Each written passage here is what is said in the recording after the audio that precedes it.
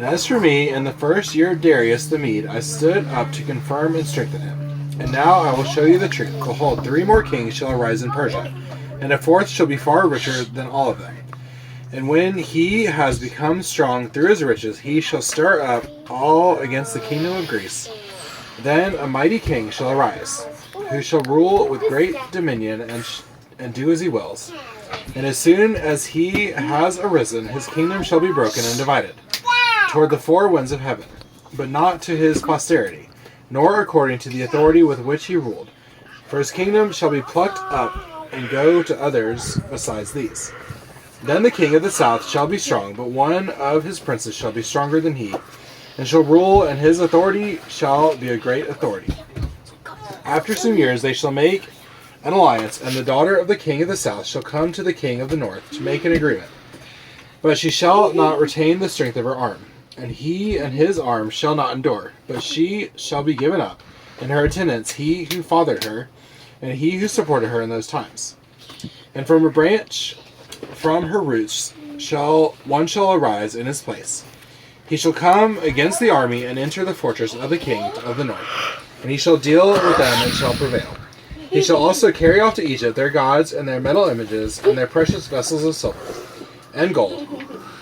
And for some years he shall refrain from attacking the king of the north.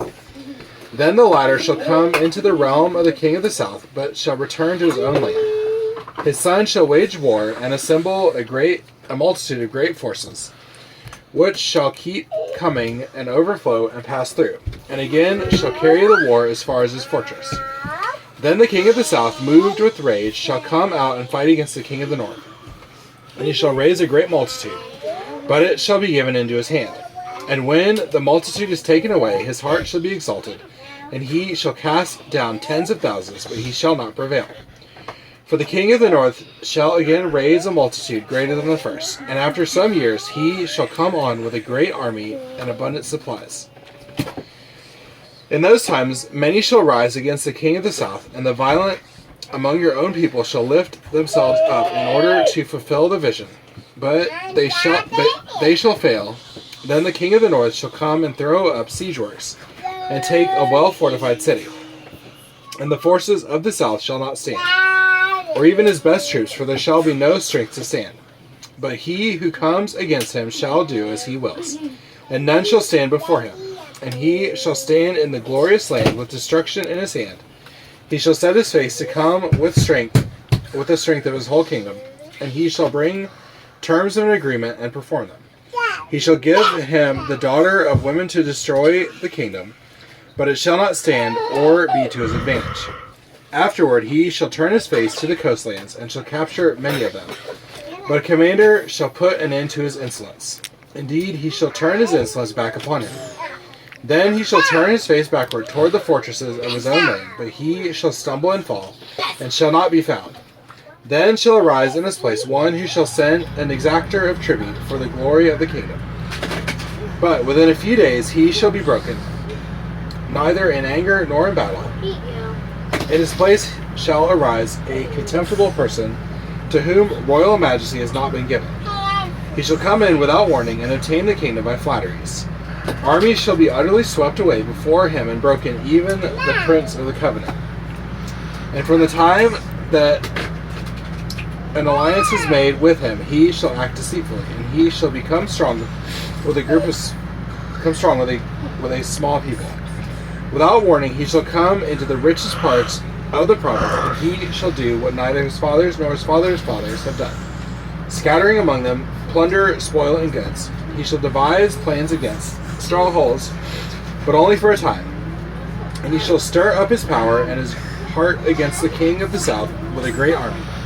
And the king of the south shall wage war with an exceedingly great and mighty army, but he shall not stand, for plots shall be devised against him. Even those who eat his food shall break him.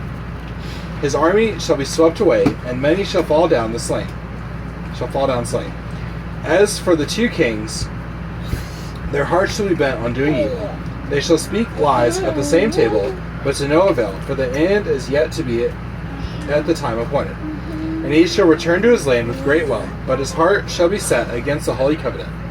And he shall work his will and return to his own land. At the time appointed, he shall return and come into the south, but it shall not be this time as it was before. For the ships of Kittim shall come against him, and he shall be afraid and withdraw, and shall turn back and be enraged, and take action against the holy covenant.